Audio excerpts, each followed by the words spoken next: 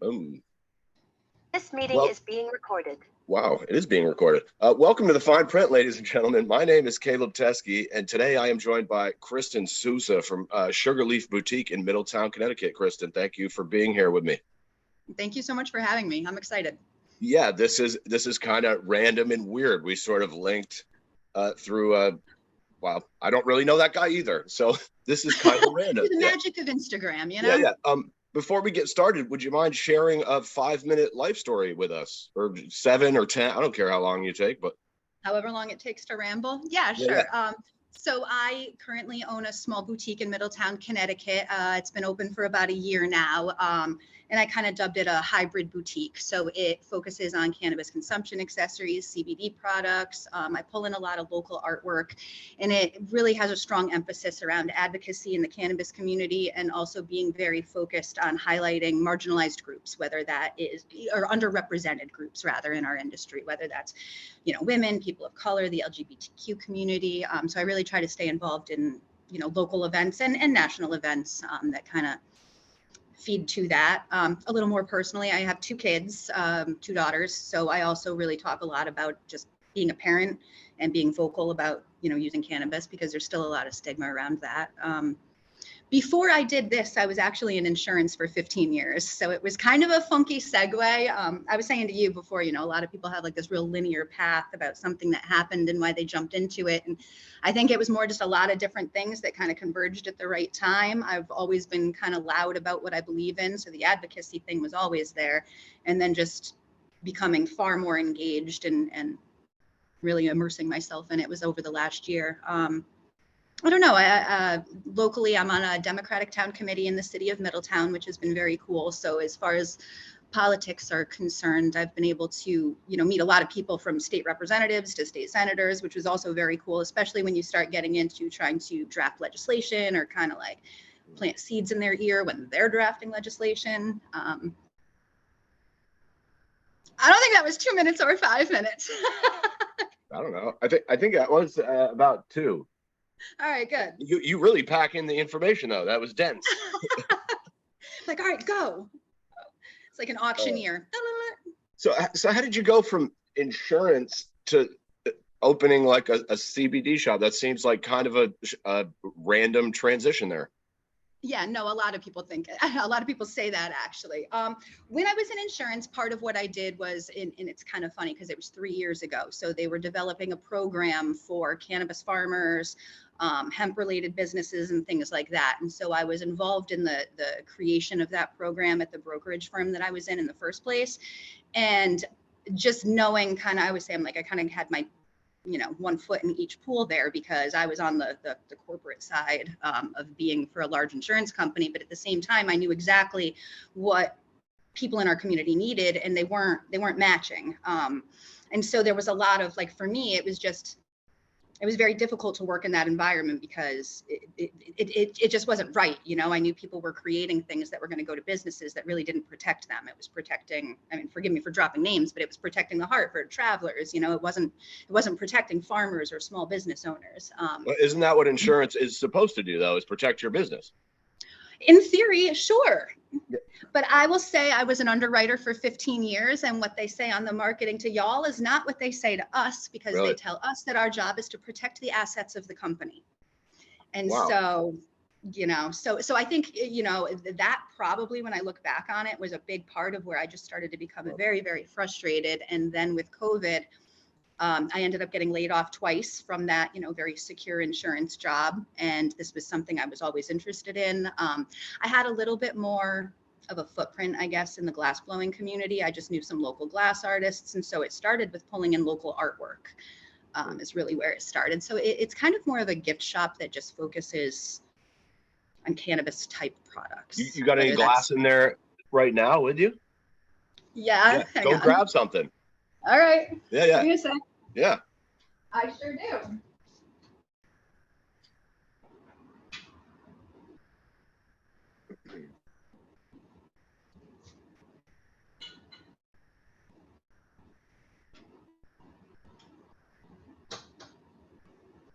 How bad would it be if I dropped one of these on air?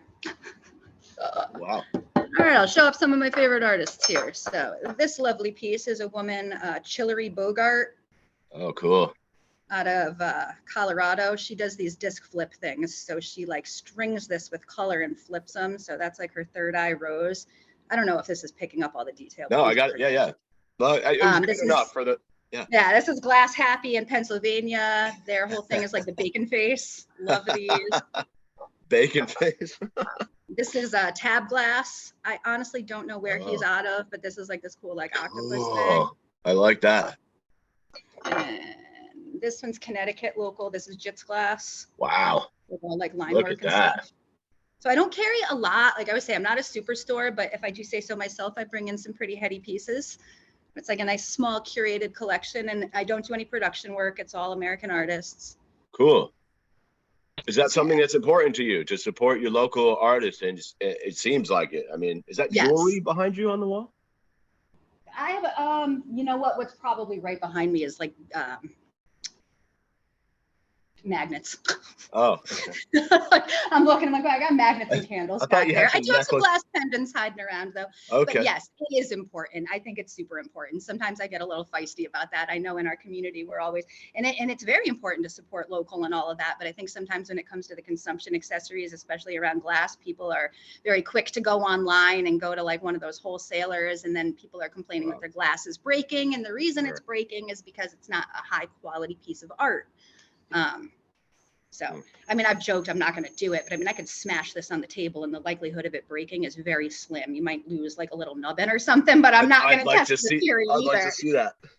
Oh my God, I had a customer come in one time and I said that to her and she's like, really? And she grabbed the bong and she like wailed it against the counter. I was like, oh my God. Okay. Like, I'm glad. I didn't expect it to break, but like, Jesus. And it held up. It held up. Yeah, wow. And she bought it. Yeah, well, after that, you should buy it. I was going to say, after that, I was going to somewhat insist upon it, but. Yeah, now you're making micro cracks in my glass. Like, you got to. But yeah. So, what other types of products do you sell out of your shop there? Yeah, it's a small gift shop.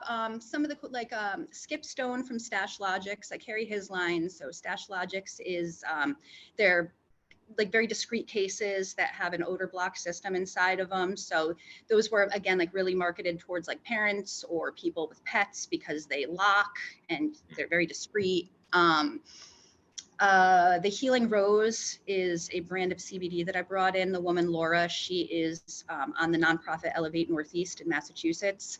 And she owns the Healing Rose herself. So it's all small batch and organic, more topical type products like massage oil and hand lotions and things like that, salves. You know, and like I'm in downtown Middletown, which I know doesn't mean much to you, but it's like a very like walkable downtown, lots of like little small boutique type stores. So for lack of a better word, I mainstream it too. So I've just got like some, you know, tote bags with like mandalas on them, candles, stuff like that. Some of That's that a big hippie, part of what I do too. It's some like of that events. hippie shit. Yeah. Yeah, some of that hippie shit, you know. I like some of the hippie shit. Tapestries, stuff like that. I have tapestries too. They're kind of like psychedelic tapestries, but yeah. I like hanging shit on the wall. Exactly. Now, I'd really like to ask you, aside from your shop, because I feel like the way we really linked up was I saw you commenting on some of Lou's stuff there. And I really liked what you had to say. Could you tell everyone maybe a little bit about the state of cannabis down in Connecticut in terms of medical or adult use or where we're at down there? Yeah, sure. So the state of Connecticut legalized adult use recreational last year. So last July, it became recreationally legal in Connecticut. It's been medicinally legal, and we do have some medical dispensaries in Connecticut. So I would say like right now, present moment, a lot of where the focus is on is how licenses are being allocated to people that will be going into the regulated market, whether that's dispensary owners or micro cultivation or product manufacturing.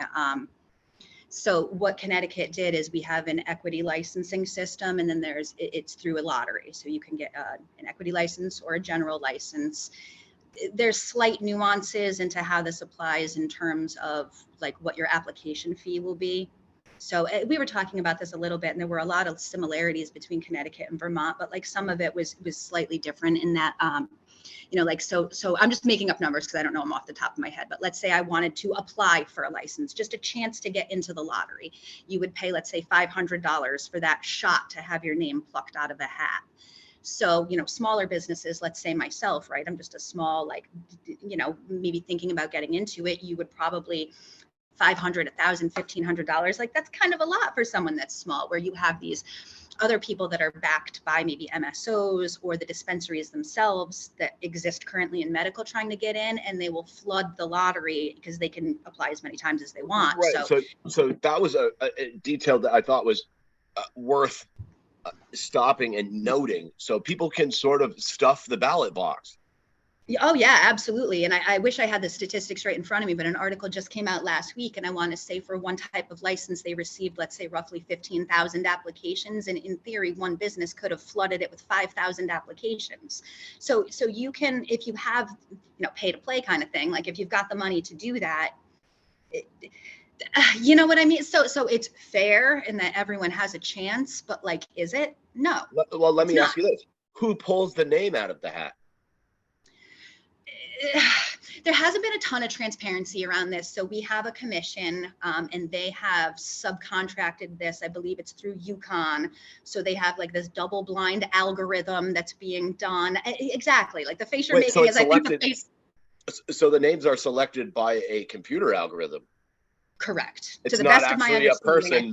No. It's not actually a person. Wow. It's like a double blind computer algorithm.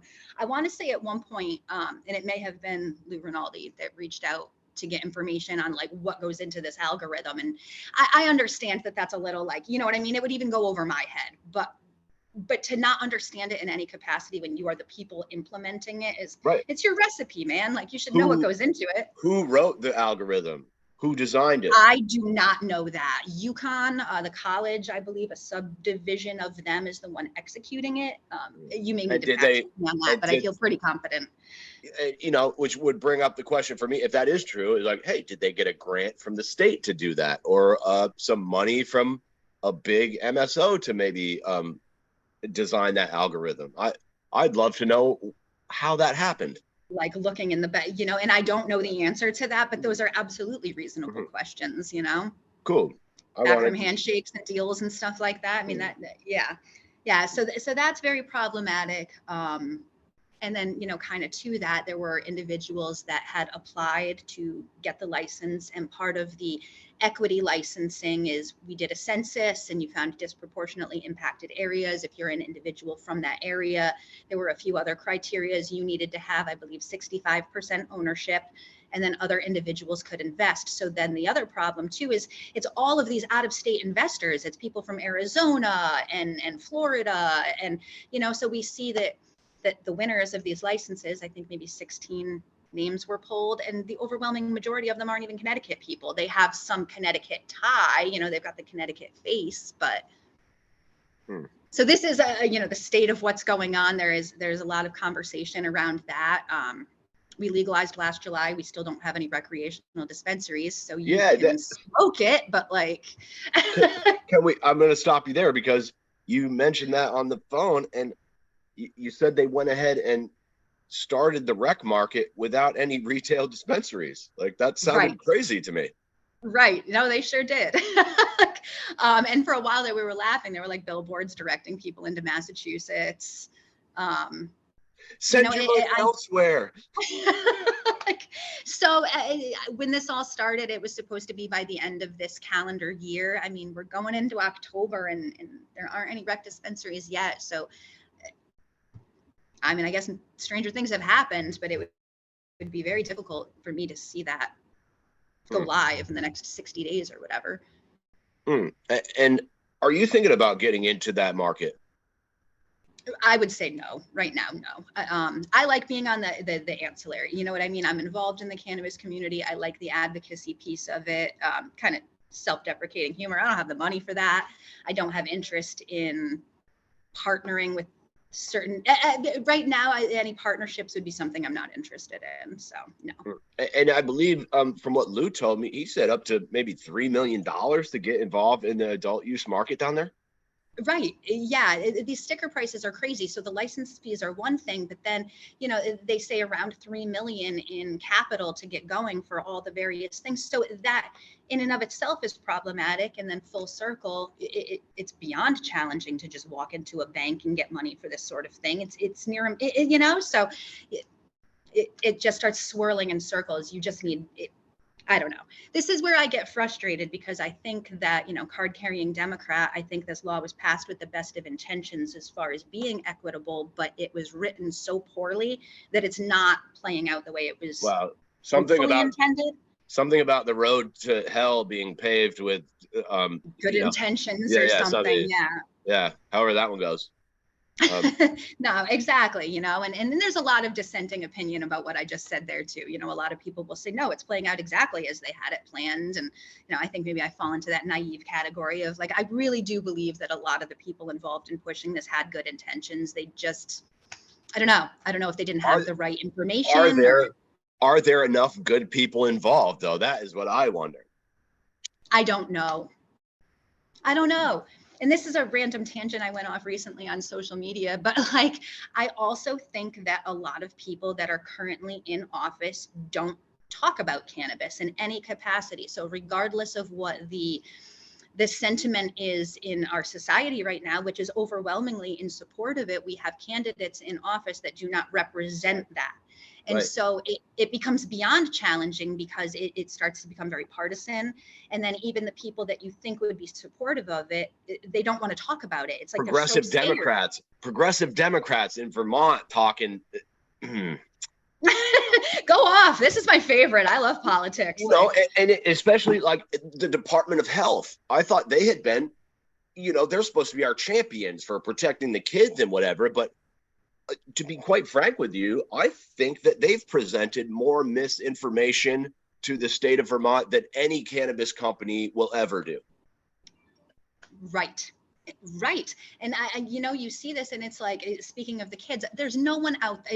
I can't say no one, but I don't know anyone that's advocating that children are using it unless we're talking about medically but you know what I mean? I'm not telling 12-year-olds to go out and get high. Yeah. In very rare circumstances. Yeah. Like, honestly, if your kid had I've had a friend approach me who has a kid with a seizure condition and I want to help him, but like, that's very tough, Now I'm committing a federal crime to maybe potentially stop a kid from having seizures, which I'd like to help, but I also I'm not cut out for jail. I think you mentioned that earlier.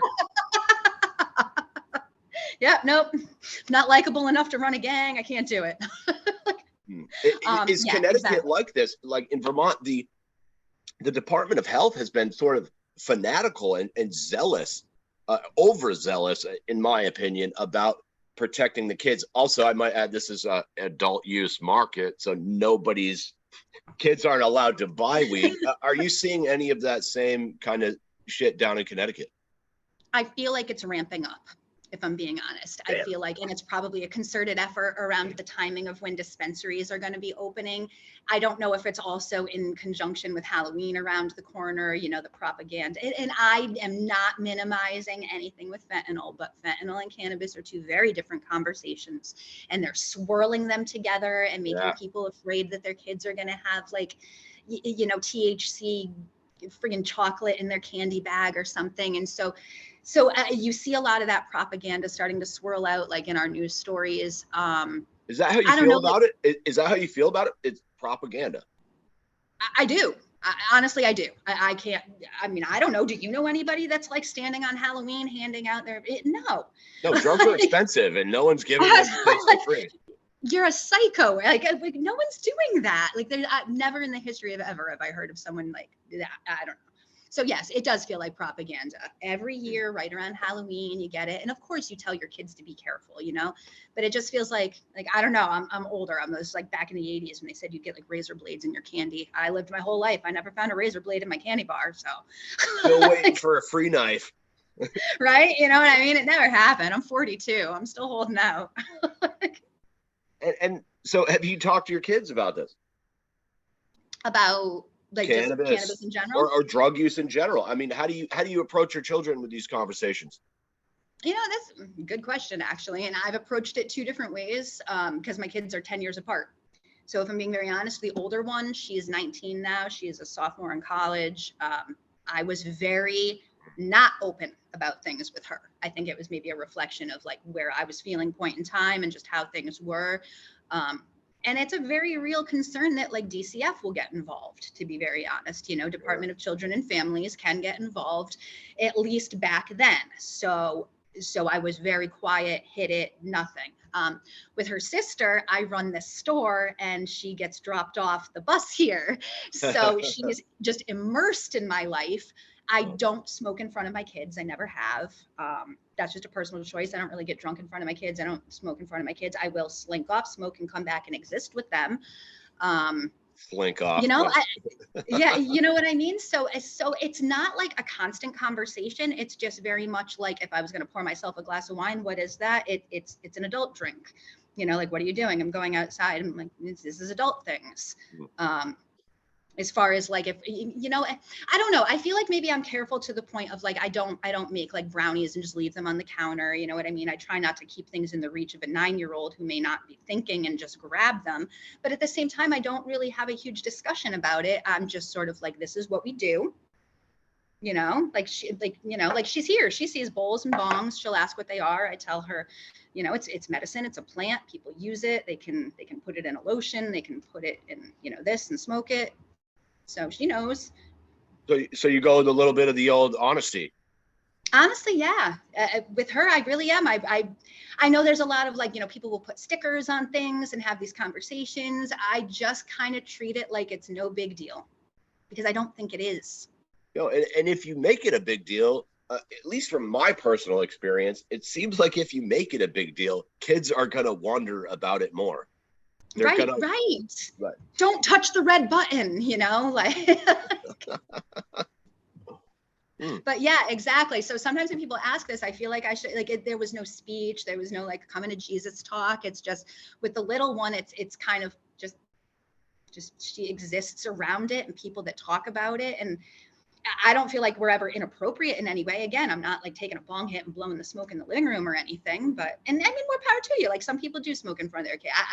Whatever, that's your personal choice. I just choose not to. I also think that should be your personal choice. Okay. I don't want to like offend any, whatever. No, it's but legal. Like, smoke is kind of whatever, you know what I mean? I'm not trying to be judgmental. Right. Like maybe you don't need to be feeding your kids weed, but like people drink in front of their kids all the time. And that's it's totally socially acceptable. To the point where I was on vacation recently and they had like a bunch of little kids sitting there and they had shot glasses full of apple juice and they were playing that song like shots, shots, shots. And a bunch of 5-year-olds are doing like, I'm like, but that's cool, right? Everyone's taking pictures. This is so marketing? fun. That's marketing to children, isn't it? Wouldn't you think? Now, and I'm sitting there like, imagine I set up like fake bongs and was like, all right, kids, go. Breathe in this cotton candy. Like just the optics of it. Like sometimes the things you see, you're just like, all right. Wow. It's all good. Interesting. Huh. Yeah. Great point there. So you said even when Connecticut legalized, there was still sort of a lot of pushback down there. Like, I'm curious to hear what kind of pushback in Vermont. It seems mostly like boomer action, but older folks that are still sort of stuck in that 1950s state of mind. What are you seeing in Connecticut in terms of the pushback?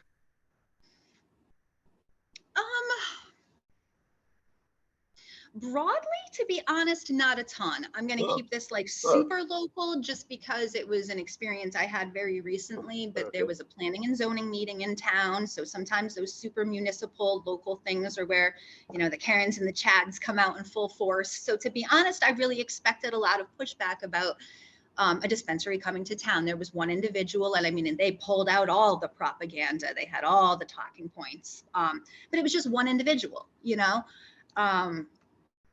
I don't see a lot online for the most part. As far as within like people that have been paying attention, I don't know if pushback is the right word, but there has been and continues to be a lot of concern about the actual bill that was passed last July.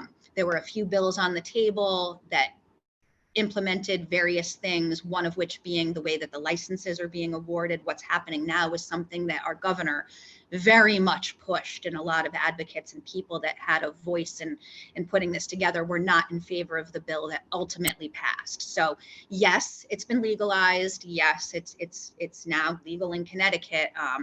But it left out parameters around who could get licenses and, you know, fines for certain things. And so the pushback that I feel, to be honest, feels like it's more within our community as opposed to outside of it, which is a funky dynamic. But Weird.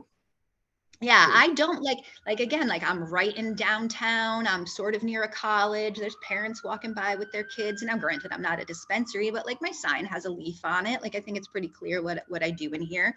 And I've been here a year and I've never had any negative pushback or someone saying something funny here. Yeah. So I mean, Connecticut's kind of liberal and Middletown's very liberal. Connecticut is kind of liberal. I went there once. I like, we got pockets of it. So I don't know. I don't, so long-winded. I personally don't feel like I get a ton of it. Like, of course, there are still people out there that are saying the things and, oh, you stink like weed. Not to me, but like you'll see it in the stupid Facebook groups or something. You know what I mean? So, I mean, of course it's still there, but it feels far less. I was just reading a story about that actually yesterday in 7 Days, where this guy was trying to talk about how he kind of likes the smell of cow shit, but the smell of weed, well, that's different. It's like, okay, well, I don't particularly like the smell of cow shit. However, I kind of like the smell of weed. It's almost like a personal preference thing. It's like, yo, I can smell cow shit for like 3 miles past your farm. But yeah, exactly. This weed will wear off in fucking 100 feet. Like we're good. And exactly to that point, that was like some woman was saying something in a comment somewhere stupid about how, it was just so offensive because this parent smelled like they had smoked in the school. And then she's going off, cologne and this and that. And like, shit, like every scent is offensive to people. Like, can I have coffee? Well, cologne does sort of bother me. Some of those super strong perfumes really sort of irritate my nose. Well, I've never got that from weed. No, maybe cologne was a bad example because my mom actually has a hard time like breathing sometimes with those heavy scents. I don't think anybody experiences that walking past someone that just like had a joint in their car. No, I'm usually like, hey, what do they got? Cool. I wanted to ask you too. You said you work for the Democratic Town Committee in Middletown. What does your work entail with that group? It's like I'm like stuttering a little bit. I joined them about 2 years ago. I would say I work with them in the capacity that like you're elected via caucus, right? So I believe when you hear about the DNC or the RNC, that's the overarching national one. They have state chapters. And then underneath that state chapter kind of branches out to each town. So like I roll up into the Connecticut, which rolls up into the DNC. The way that works is it'll be based off of your population. So we have, I don't know, roughly 50,000 people in our city. So that means there's room for 75 members on the committee. You join I used to joke, it's like a country club. You got to know someone and they get you in. I mean, I hate to say it, but that's kind of how it works. So you find someone you like and make friends, but you're elected in and you're part of it for 2 years. Technically the role there, I mean, not even, they say their mission statement is to help other Democrats get elected to office. Now, granted, you do not have to piggyback off of every candidate, and I surely do not. I sit out a bunch of those.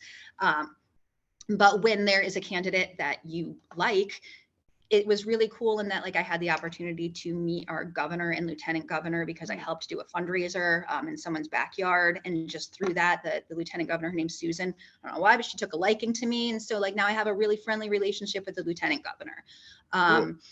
There's a state senator that lives in town, and so he's doing some campaigning stuff. So he reached out last week and asked if I would participate in slapping my face on one of his mailers and doing like a little blurb about reproductive rights in Connecticut. So you get involved in things, but it's very helpful in that you're not just like showing up to like door knock for that. You get to know them. And like, these are the people that show up in Capitol chambers, and they're the ones that are passing these bills. So I think it's very, very cool. I'm a politics nerd. I like just seeing how the inner workings of how it all shakes out anyway. But I really think it's very cool. Like, I love grassroots. Yeah, I really love grassroots organizing, and just seeing like how one person talking to another person who talks to another person can just be this catalyst for really cool shit sometimes. Do you feel like your local politicians in Middletown are accessible like that, where you can go talk to them and maybe just a few people could get some serious shit done? 100%. Yes. Cool. I mean, like, beyond a shadow of a doubt. Yes. The ones in Middletown, like I said, over the past few years, I've gotten to know them very well. I mean, there's a handful, like I could text right now and they would reply right back. They're very accessible. So sometimes when I call I'm them not right going to call back. Get one on the phone. Please don't put me on the spot like that. Hey, so I'm on a podcast and I was flexing that I had your number. Yeah. But the point is, like, I can't speak for everyone. And I've said this before. I'm like, there are a lot of shitty people I've run into. You run into them and you're just like, my God, how did you ever get elected? And why are you still sitting there? But the ones that I connect with, I like them. They're good people. They're like normal humans like us that just do that job. They're just people. Yeah. They are. It's weird. It's like when you talk to some of them, you can tell. It's like, hey, this is a good guy or this is a scumbag. It's like, and I've met a few of both, but Vermont is the same way.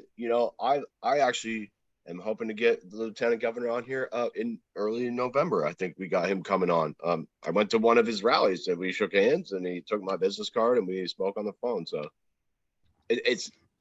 that does seem like a bit of hope. I don't have a ton of hope. I'm not the super optimist, but when you can reach out and talk to your lieutenant governor like that, boy, like I've only been doing this for about 9 months, and I got his phone number and he answers my calls. Exactly. I've said it before too. Like, I think a lot of people, and I myself, like, you want to address something and your first instinct is to fire off like a very sassy email. I assure you that is not going to get a very helpful response. You're better off approaching them for a conversation. And going to those rallies is the best way. You're a constituent. Whether they agree with you or not, they should want to engage with you. And even the ones that aren't good people, right? Like I'm not so naive as to believe that they're all like really wonderful humans. Even if you're a good politician, you should still be talking to the people. Right. Even if you're a scumbag, you still got to pat babies on the head and fucking shake hands. Right. It's like, shaking hands and kissing babies or whatever. They're still supposed to do that shit. Or the Joe Biden, you got to sniff some hair. You got to get in there. It got him in, man. It was a safe alternative. All right. Next up. Like, all right. I wanted to ask you a little bit about this sort of multi-state protest that's been going on against some of the MSOs. Yeah, that was very cool. That sort of, again, through the magic of Instagram, it sort of morphed into a thing. Derek Shirley out in Maine, he's getting high with cats. Yeah, he was definitely the one that kind of got everyone's feathers ruffled and interested in doing it. I'm gonna miss people, which is terrible. Stace of Base was involved. True Social Equity and Cannabis was involved. NH Cannapation, myself, MMP Data. So there were a lot of, and there were so many more. Florida Trees. I'm definitely forgetting, but regardless, a lot of us just got into this group chat and it sort of developed into, every state. Obviously, we're all hitting similar issues with just these MSOs and corporate cannabis coming in, and just their inherent greed is problematic for us. Now, some states have absolutely no home grow rights. So they decided to really hyper focus on how MSOs are preventing them from growing at home. In Connecticut, we are able to we have home grow rights with limitations on how many plants and this, that, and the other. But for us, a big problem is transparency into the program, the allowable mold thresholds, and the equity in the licensing. So that was kind of where we focused. Each state, it was very much just, the ways in which MSOs are negatively impacting the cannabis community, but it had a slight twist as far as what was important for your state. So, so we all kind of planned our own thing that worked for us, whatever weekend. It was typically through the month of September. So you'll see things on each of their handles. They had their own protests or rallies. Connecticut did one. It actually happened in Middletown. So it was pretty close to home for me, which was great. And it was great. Did you go? I feel like I saw a picture of you writing a sign out there. I sure did. I showed up with my chalk markers and went to town. No, yeah, I did go. And it was a decent turnout. Like I said, it was like a huge street filling amount of people, but I don't feel like that's what defines success in any type of like civic engagement, right? We had people that really wanted to be there, super engaged. Cars were kind of pulling over and asking us what we were doing. So you could give them kind of like that 2-minute elevator pitch. It's all about just planting seeds and raising awareness and just getting in people's ear and educating people that otherwise don't know what we're talking about. And now is the market down there in Connecticut, are these all MSOs sort of running these businesses? I would say yes. Yes. There's we have 4 main growers in Connecticut. So you're stuck with those growers. I want to say there's 1 testing lab, maybe 2. So it's all very like, just captured in these entities amongst themselves. As far as the dispensaries, I think there is one that refers to itself as kind of family owned, but they're very big and they're located in multiple states. I don't really look at that as like a mom and pop type shop myself, but. Well, for the amount of money you're talking, it sounds like moms and pops might not have that kind of dough. As it sits right now, no. Unless there's some amendments to the bill, as it shakes out right now, absolutely not. And that's where my naivety comes in. It's like, all right, get it legalized and then we can clean it up later. That was stupid. Like, I'll take the L on that one because cleaning it up later is not working out well. And I certainly don't hold this against anyone who's in there trying to go to bat for this. But those are certainly the 2 positions. Like, let's get this through. Something is better than nothing. And then, hey, we better get this right the first time because they don't fucking change that shit later. And that's my position. That's really been and I certainly don't blame anyone for trying to want to push it through because I've found myself certainly in the middle of that argument before on both sides. To be very honest, I could swing one way today and think something different tomorrow. And it doesn't mean I'm flip-flopping that back and forth necessarily. It's just, you'll be presented kind of a new piece of information or theory, and you're just like, okay.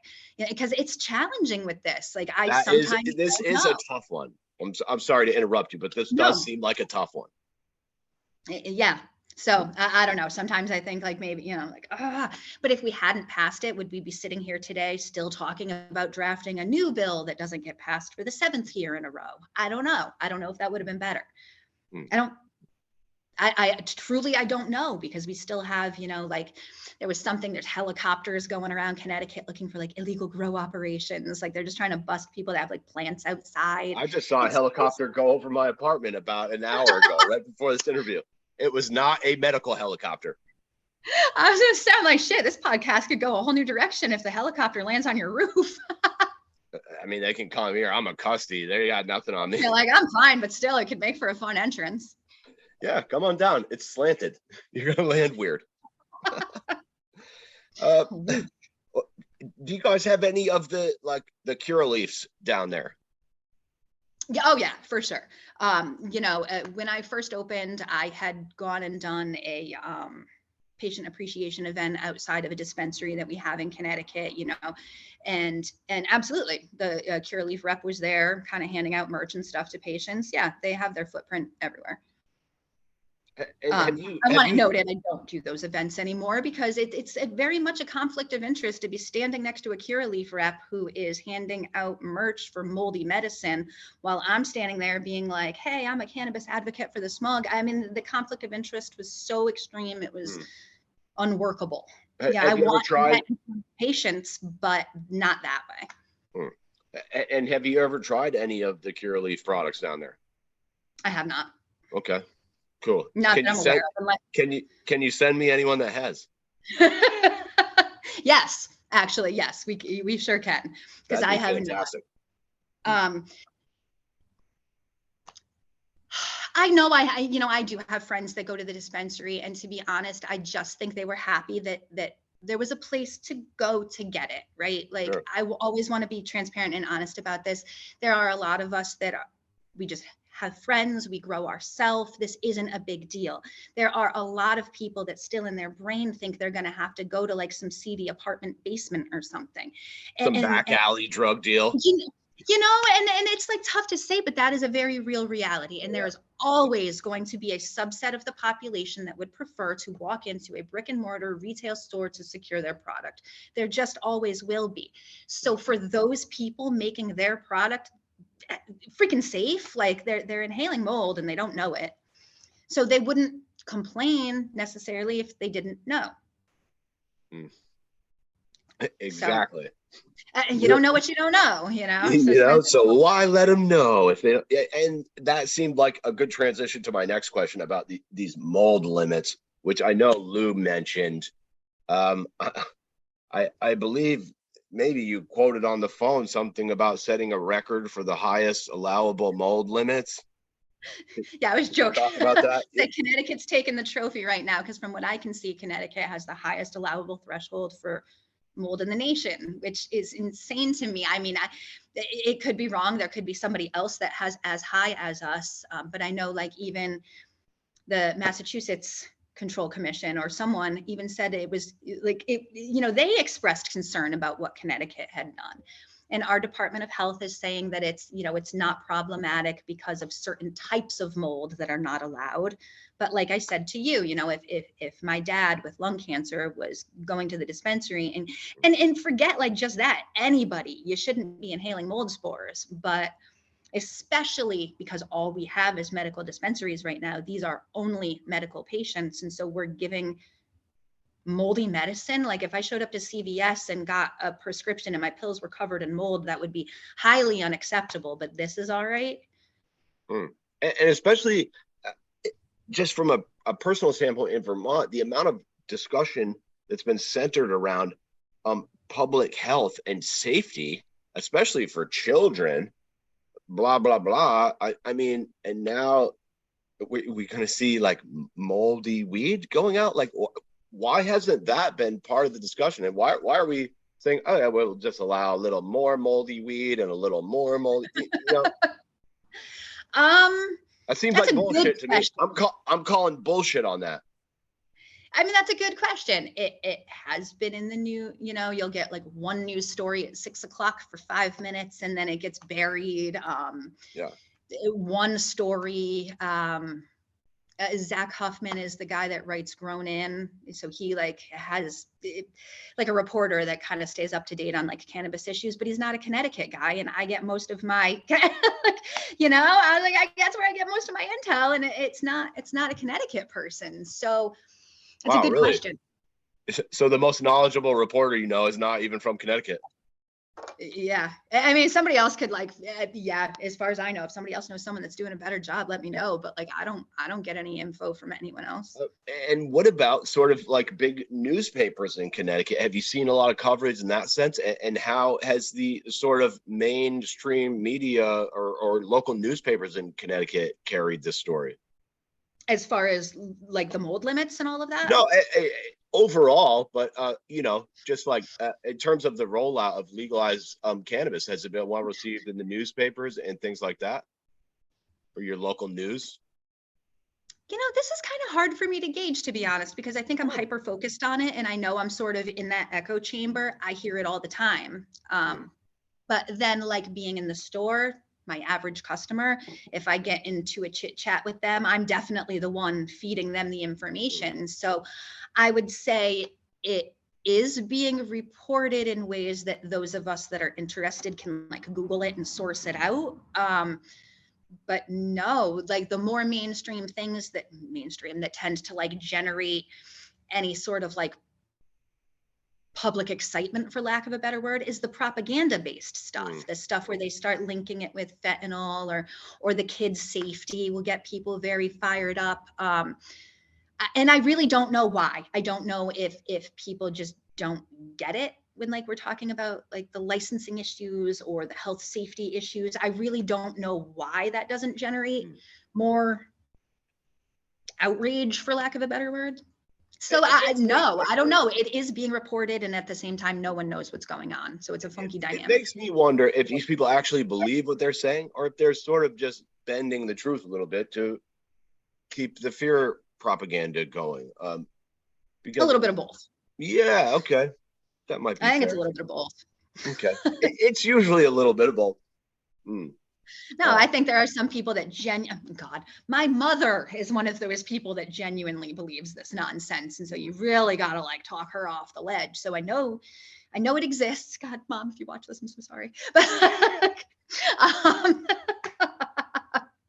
But yeah, you know, so I know that there are people that very much fear certain things, and when it hits the news and that is like the gospel and the truth kind of thing. And you know, and I'm not one of those people that's screaming fake news at all, but like you need to have some critical thinking skills and be able to like vet out the sources, you know. And it makes me wonder, like, especially in Vermont, like, why don't they ever send like a single doctor who has one nice thing to say about cannabis?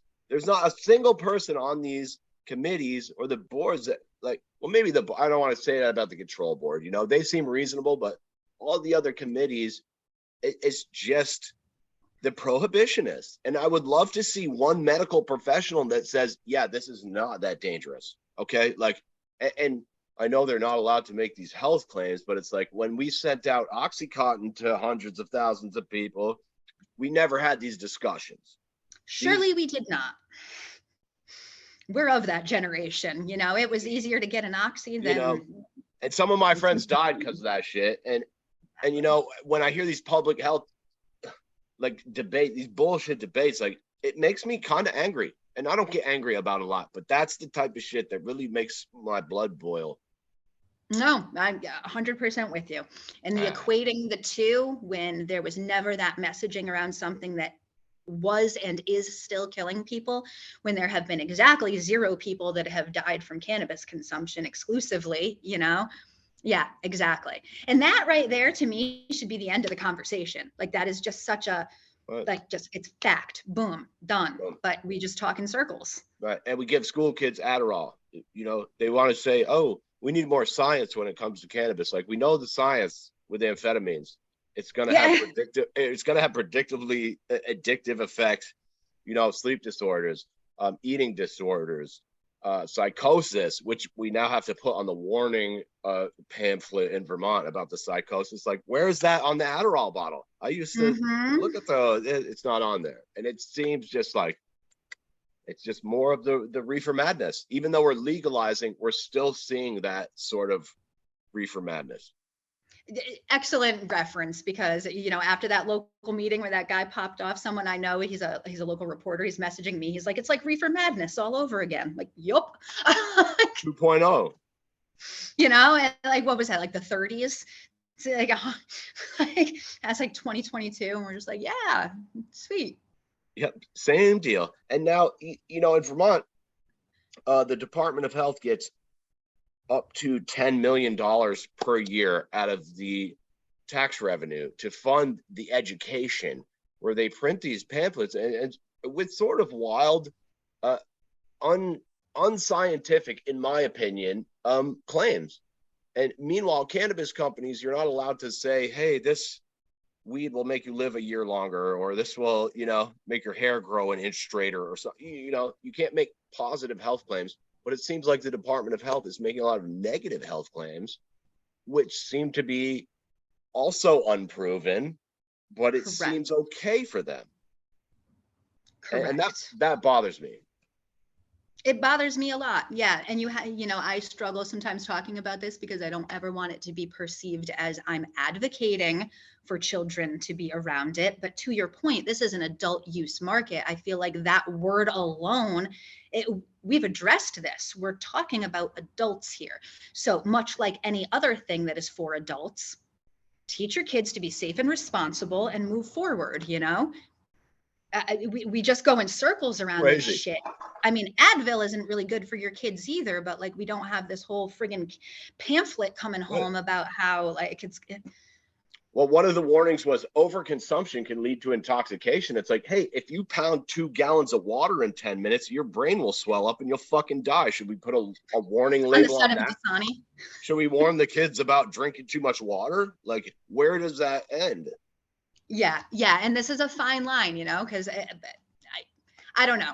And then like alcohol, right? Okay, you're not supposed to market to kids. Absolutely not, right? But like I can walk into the liquor store, buy a bottle of wine with my daughter and walk out. Yeah. Also, and you can't walk into a dispensary with your kid and walk out. Also, they have whipped cream flavored vodka and like birthday cake and all and these cotton candy and oh shit, even I drink those disgusting White Claws and they're like fruity little soda cans, Yes, that's my jam. I'm a shitty person. But it does seem like, and I'd like to say this, other things that are not particularly healthy are also marketed directly to children, like fast food or sugar. Any thoughts on that?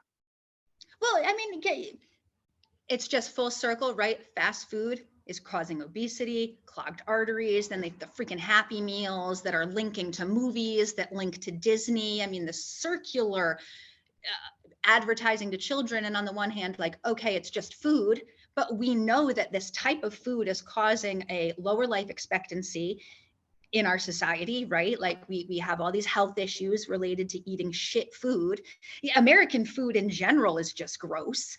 And we don't have this huge, I mean, depending upon who's doing it, right? Like the Obama administration had like the healthy food in schools, but that got kicked out, I think, after the fact anyway. Obama also put a Monsanto guy on the board of the fucking FDA, so.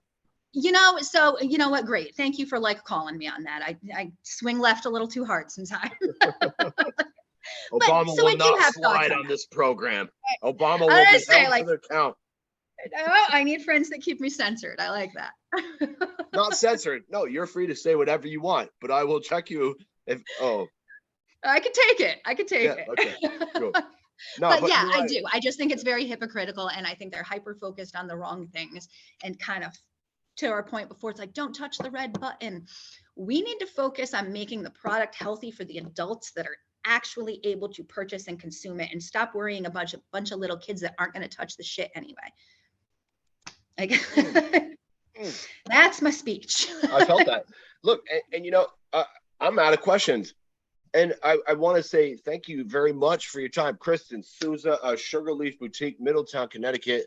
I always leave the last word for my guests. So anything we missed that you might want to touch on, but thank you again. And this is all you right now.